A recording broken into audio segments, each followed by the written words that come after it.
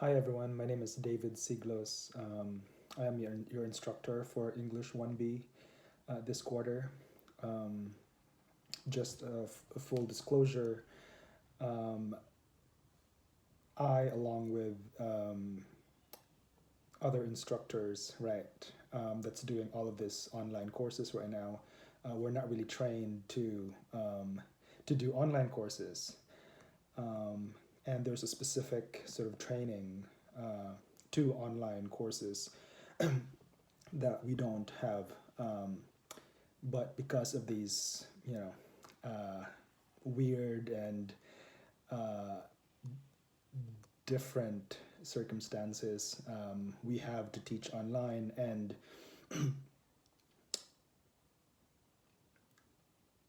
we're not trained to teach online, but we have been given by UCR and by the English department all resources that they can to support us to make this online courses as fruitful, I guess, for all of us as possible. That said, we want to be realistic, right, about what we can achieve um, in this online course, and about what we can't achieve in doing this, because English 1B composition class is a very sort of like interactive class that works best in a sort of an in-class setting. And so doing it online is definitely going to be very challenging. We will try our best, but it's not going to be the same, right? And so despite that, we will still, write essays. We will sort of kind of workshop your papers, right? I will be posting regular lectures through this video through YouTube, um, and yeah, we will try to sort of cover as much as we can um, in terms of you know um, doing as many assignments and as many sort of like works as we can, given this different circumstances, right? Um, so yeah, so it's going to be different. It's going to be challenging, and so because this is a transitionary period, right? We're all sort of like uh, doing this, or kind of like shoved into this um, all of a sudden. And so I'm going to be realistic and let you know that the class will be easier, right? I'm not going to assign the same amount of readings that you might get assigned in regular classes, right? There will be less assignments, there will be less papers, right? And and we want to learn as much as we can, but in order for that to happen, we have to consider sort of the fact that we are all trying out different technologies, trying out different ways of communicating, right? Um, and so, having a lesser amount of work, right, I think will make it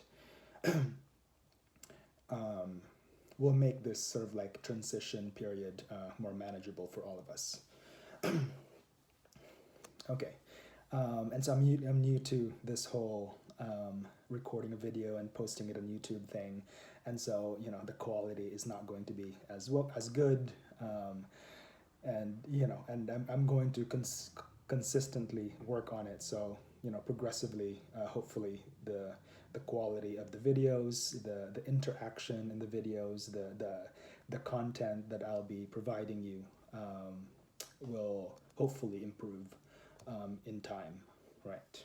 As I also learn how to edit, how to sort of, I guess, structure my lectures, right? Okay. So I guess I'll introduce myself to kind of humanize your robot um, instructor. I guess I'm not a robot, I'm actually here. And so to prove that, my name is David Siglos. I'm a third year PhD a graduate student at the English department here at UCR. I'm originally from the Philippines. I moved to America when I was 16, about 16 years ago.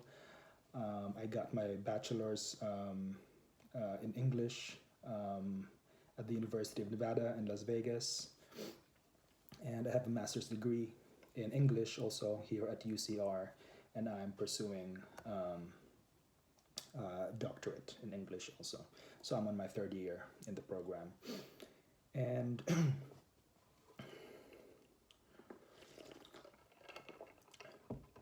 and my research is on Filipino American, which makes sense. I'm from the Philippines. So it's Filipino American literature. I look at Filipino American literature in terms of the Philippines' colonial relationship with America, colonial and neo-colonial relationship with America in the last 100 years, right? I look at Filipino American literature, sort of how it's portraying that relationship and what kind of Filipino subjects, right, get produced in the relationship between the Philippines and America and the United States, right? And so I focus mostly on Filipino American novels, right, short stories, also poetry, plays. Also, I'm very much interested in Asian American theater and performance, and that will reflect in the content of this class, because I will be assigning 2 plays, right? Instead of reading a novel or poetry for the class, the literature part of this will be us watching the musical Miss Saigon and a play called Yellowface by David Henry Wong. And I'll talk a little bit more about that later. Okay, so I'm going to assume that you have your syllabus handy next to you, because I'm going through it right now. All right. And so there's a copy of it on iLearn, and I also attached a copy of it in the email that I sent Monday, right, the first day of class. So, and it's not done yet. It's a work in progress, and so I will keep revising it, and I will make sure to let you know when there's a revised copy of it. So syllabus, right? Make sure that you have it in front of you, and we'll just kind of like go through it section by section. Okay, so on the very top, section 72. So make sure this is the right section for you. Although, if you got my email, I copied and pasted it from the UCR website, so you'd have to be enrolled in my class to get my email. So you should be good. But yeah, we are section 72. That's my name, and then this is my email address, right? So this is the UCR email address, and that's going to be your friend throughout this whole thing. So try to use that to email me, right, about anything, questions, inquiries, setting up meetings, whatever, right? So that's going to be my main sort of medium, right, of communication. Um, and also, when you email me, try to make sure that you're using your UCR email account, right? So we're not supposed to answer to emails that are not UCR accounts. So, you know, your other personal email accounts, try not to use them to email me, just for, I don't know, like legal um, university policy stuff, right?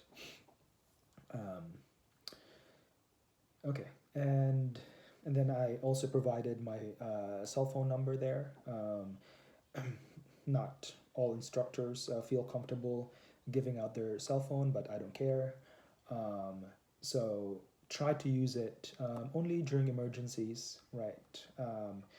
Or you know, like when you're last minute things that you sort of want to inform me, or you could also, yeah. So you also need that number if you prefer using FaceTime um, for office hours, right? And so here we have office hours. For office hours, I'm going to prefer, right, using either Skype, and here's my information here. My username is David Siglos. The email is, it's actually my personal email, so that's fine. Just use it to find me on Skype. So that's my Skype information. FaceTime, like I said, that's my phone number, right? We can do FaceTime for office hours. Zoom, I am less familiar with Zoom, but everyone seems to be using it and it seems to work well for everyone. And so I'm going to try to familiarize myself with it, and eventually I will let you know when we can use Zoom as an option for office hours, right?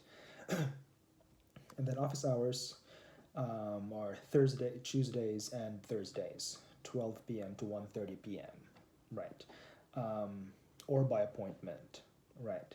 And so if you want to schedule an office hours with me, you're going to email me, right?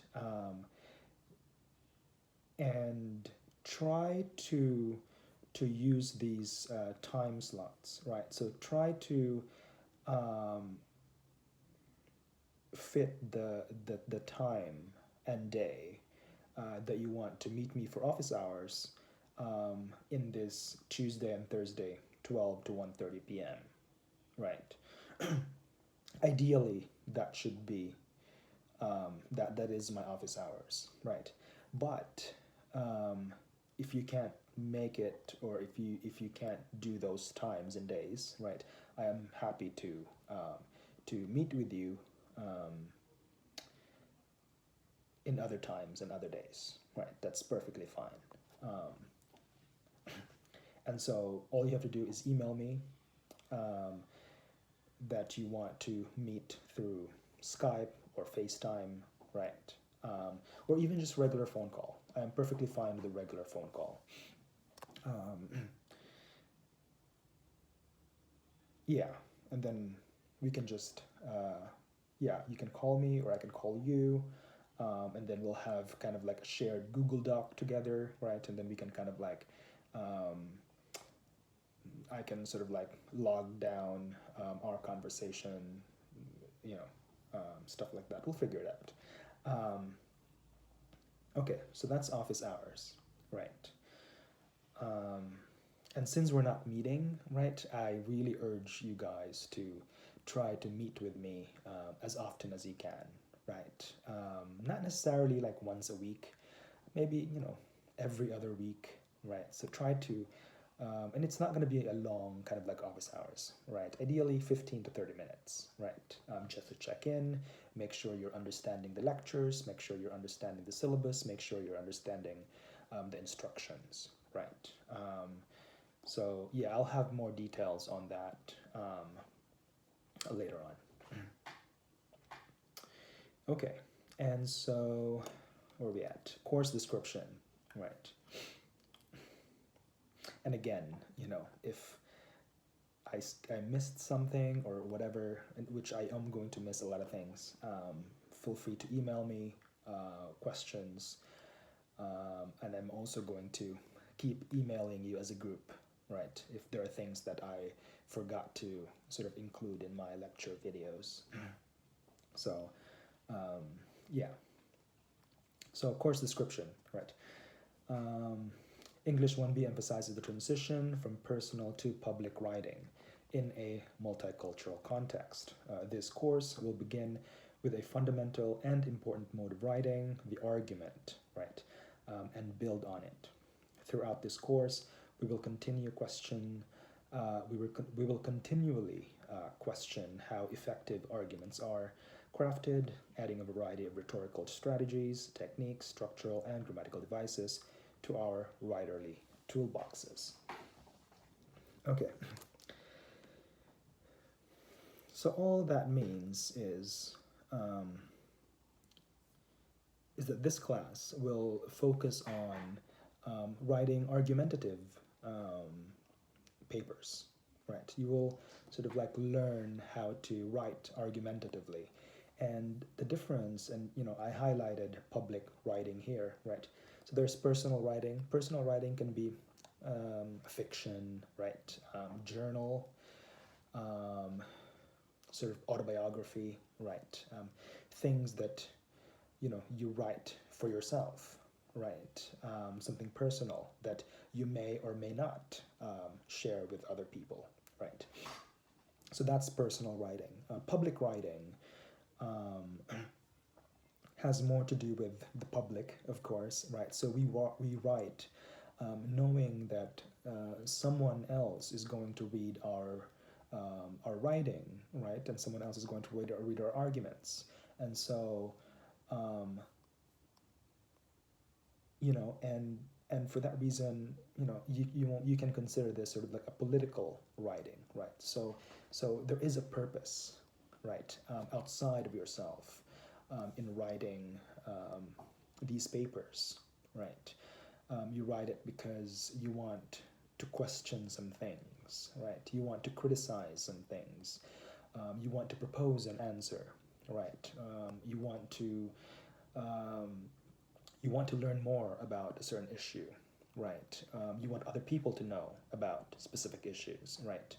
And so,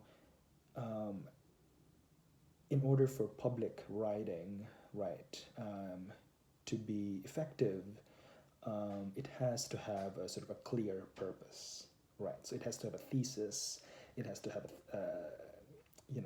a structure, right? It has to have sort of like argumentations. It has to have sources, outside sources, right, to make your argument strong.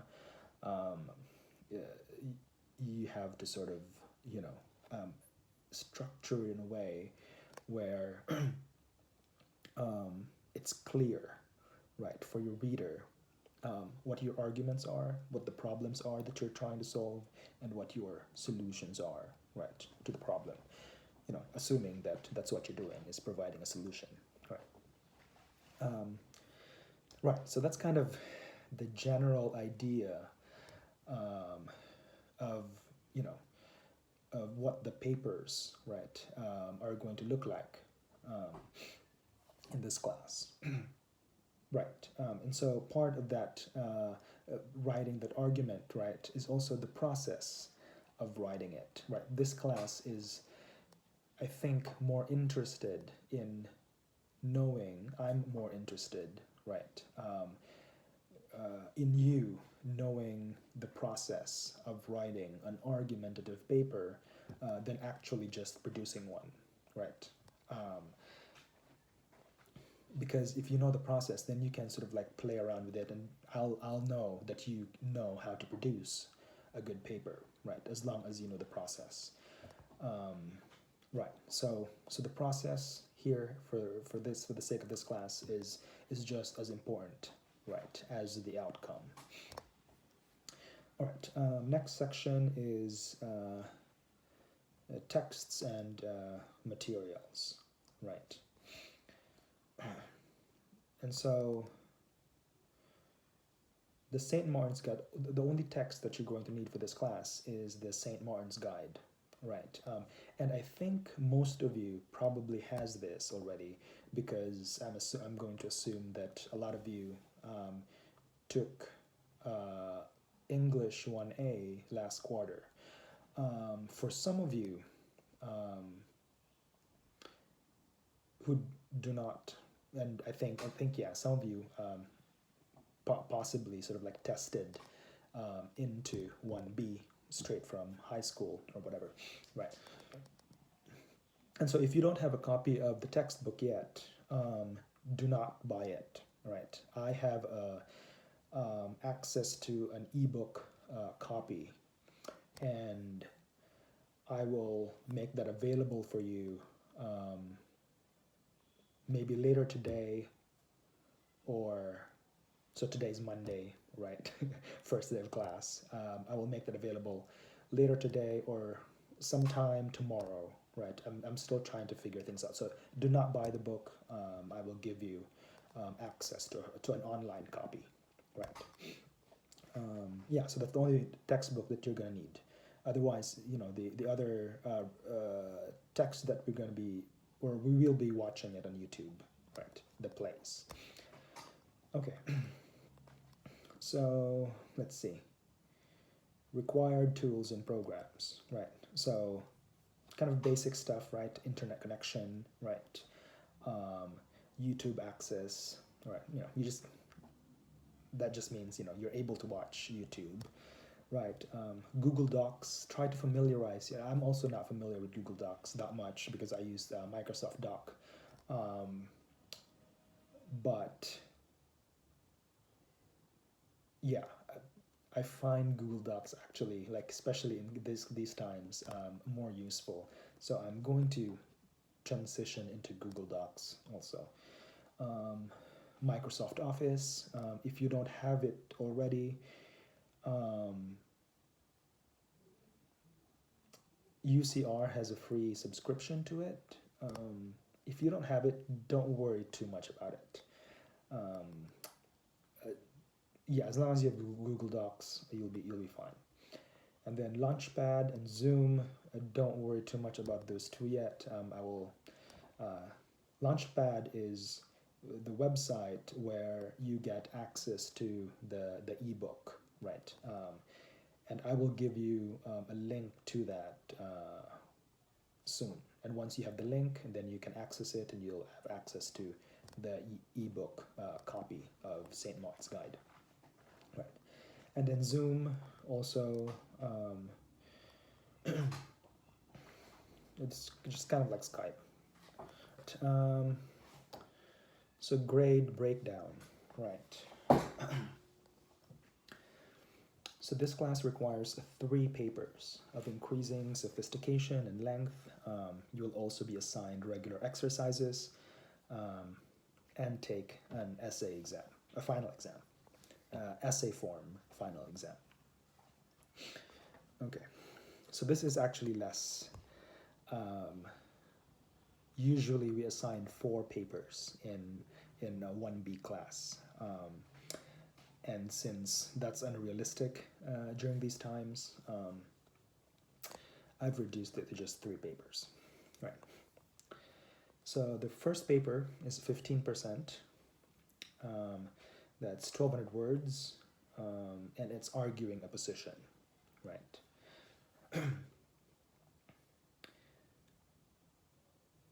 And then here's the corresponding sort of chapters, right, that you can find those argument descriptions, right? And then paper 2 is 20%, right? And that's 1,200 words, and that's proposing a solution, right? And then paper 3 is 25%, and it's 1,500 words. That's a bit longer. That's about 6 to 7 pages. Not too bad still. But yes, but it's chapter 10, analyzing stories, right? And then analyzing stories,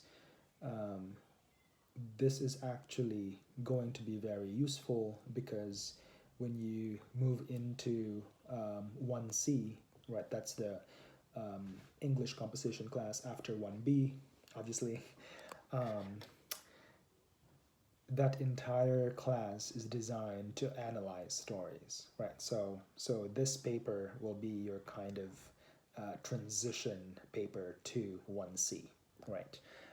And we will be analyzing stories, but we're not going to use novels or poetry. We're going to use the musical and the play, right, to analyze. We're going to analyze the story of what we of the plays that we're going to watch, right? So the same way that you analyze a film, for example, right? You analyze a TV show, right? And here, reading responses and group and individual exercises, right? 25%, right? So that's quite a big chunk. That's a quarter of your grade for this entire class. And I've made that like that because what this means, right? This reading responses and exercises, right? This just means like every week I'm going to assign a small exercise, right? A writing exercise. And they're not going to be crazy. They're just like, they could be, it could be the first week that we're going to, or let's say, I'm having you think about a topic, right, for your first paper. And so I'll ask you that at the end of the week, by Saturday or whatever, to give me 4 to 5 sentences kind of explaining the topic that you want to write about for your paper, right? So that's a writing exercise, right? So you'll just email that to me, and I'll get it, and then I'll mark you a point, right? So that's it, and there's no wrong or right answer to that, right? As long as you give me something, preferably fitting the amount, right? If I say 4 to 5 sentences, try to stick with 4 to 5 sentences, right? So if you give that to me, you get full credit, right? And if you don't give that to me, then you don't get any credit, right? So like every week there will be 1 or 2 of those small exercises, right? And they're going to add up, right? The entire, and I think in the second week I'm going to break you into groups, smaller groups, right? So that you also have some kind of interaction with your classmates, right? And then I will assign kind of like group exercises, right? I'll have like questions that you will each kind of answer or help answer, right? And then you'll give that to me, and then everyone in the group gets the credit, right? Again, there's no wrong or right answer. As long as you give me something, you'll get the full credit, right? So all those little things are going to add up to 25% of your grade, right? So if you just give me everything that I ask you to do, like small assignments, right? Eventually that will cover a quarter of your grade. So there's not going to be any quizzes. There's not going to be any, whatever. It'll just be these exercises, right? And and then reading responses also. Like if we, after we watch the play, for example, I'll ask you to give me like a 500 word, that's like half a page, right? A 500 word response, right, to Miss Saigon, right, after just watching Miss Saigon, right? You'll just submit that to me, and then that will be that, right? And again, no wrong or right answer. As long as you give me something, you get full credit. Okay, I've talked too much. So that's 25%, and then final exam is 15%, right? And then we can talk about that in detail later on. But that's usually just an essay response on one or two questions, right? Don't worry too much about final exams. They're probably the easiest exercise in my class, right? And that's 15% for a total of 100%, right? And so here you have your grading, right? So high pass, A minus, B plus, B. Pass is B minus, C plus, and C, right? Anything lower is not passing, right? But I just want to, remind you again, it's going to be very hard for you to fail my class as long as, you do all the like little things that I ask you to do. But yeah, and I'm going to be as flexible as possible in terms of due dates, in terms of anything, right? As long as you're communicating with me, yeah, like I'll pretty much let you do whatever, with within reason, of course. Okay, so required formatting, right? And so here, so this is just the format of the papers, right? So 1-inch margins, Times New Roman, 12-point font, right? Double spacing. So you just need to follow all of these structures, right? And for more kind of like information on that, you can just go to your St. Martin's Guide and go to chapter 20, part 4, right? And then that gives you sort of like all the information on how to sort of like write a paper MLA style, right? And then we'll talk more about that later. Purdue OWL also is a good website source of information about how to properly format your paper MLA style. Okay, and I've included a link here. Right, so if you have any disabilities, even though the campus is closed, you can still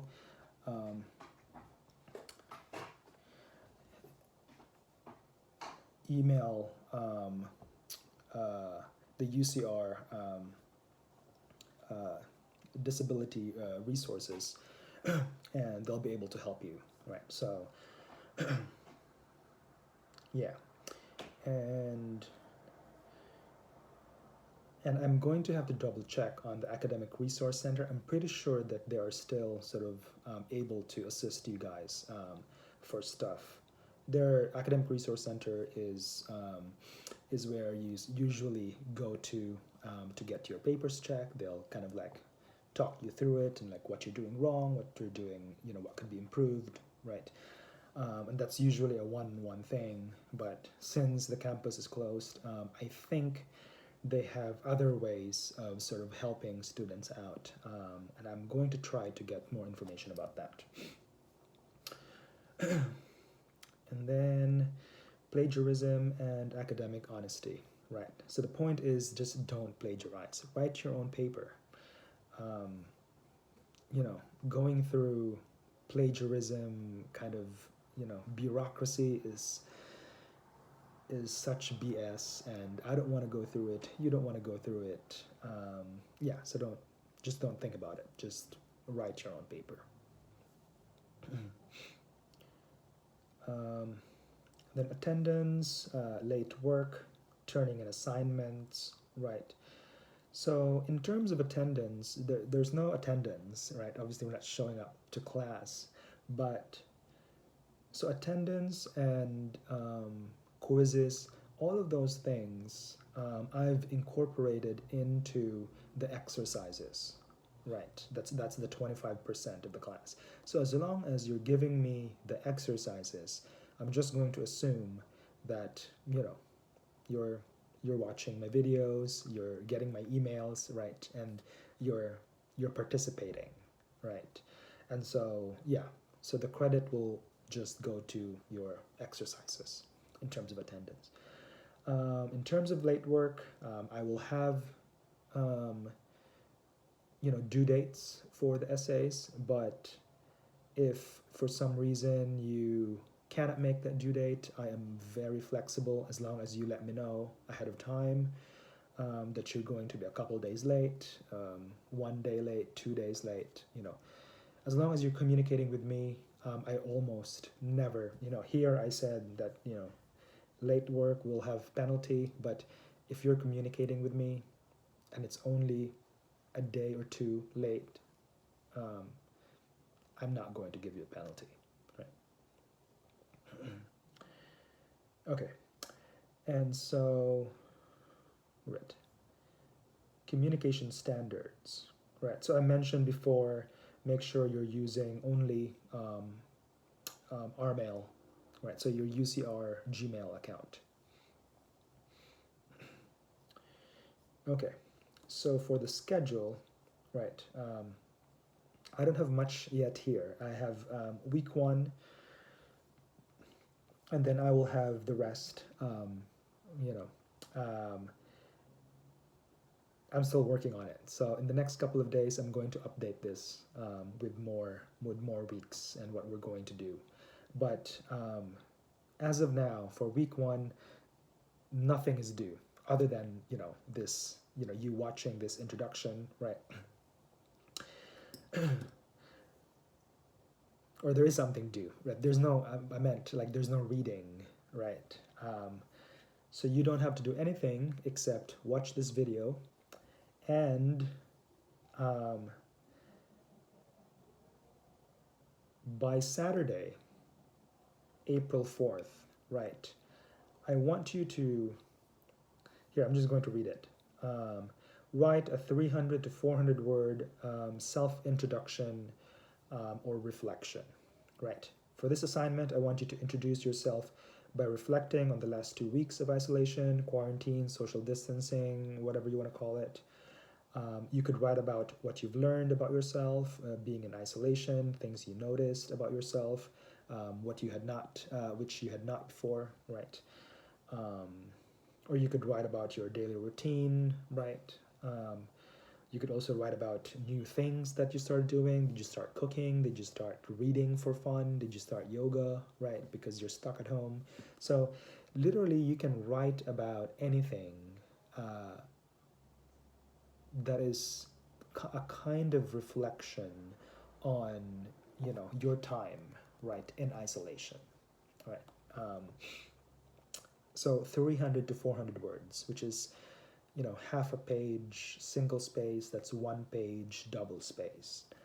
So that's a pretty short assignment. So write a reflection.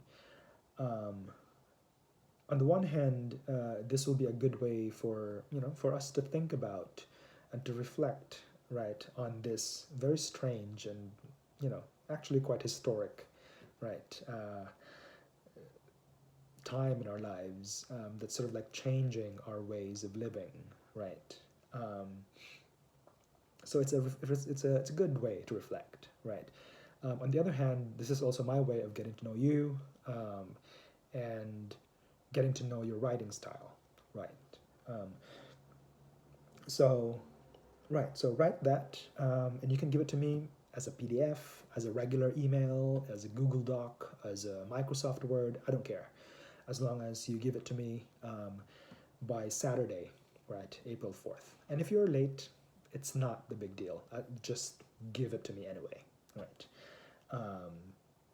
Yeah, but for the sake of structure, I think it's still important, right, for us to have some structure. and that's the only reason why I have like Monday, Wednesday, and then these due dates, right? Because realistically, you can just watch this video any time of the week that you want, right? You can do your readings any time of the week, right? Um, but for us to um, have some kind of illusion of structure, right, in this otherwise structureless time, that's why I kept the dates on the weekly basis, right? Um, yeah, so I think that's, let's see.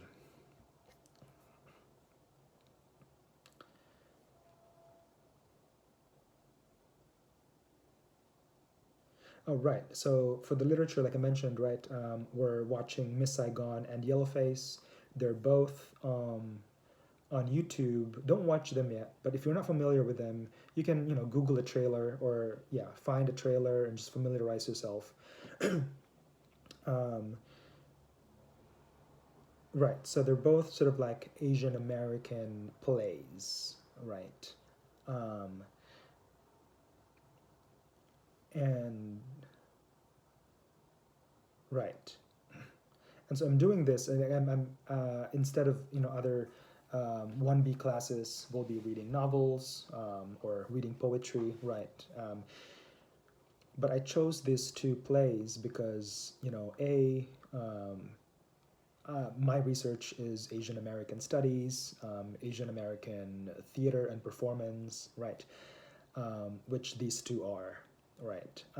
And I've written about these plays also, right? So which means I've read about them also, and so I have some resources that I can share about them, and um, some knowledge to share about them. On the other hand, um,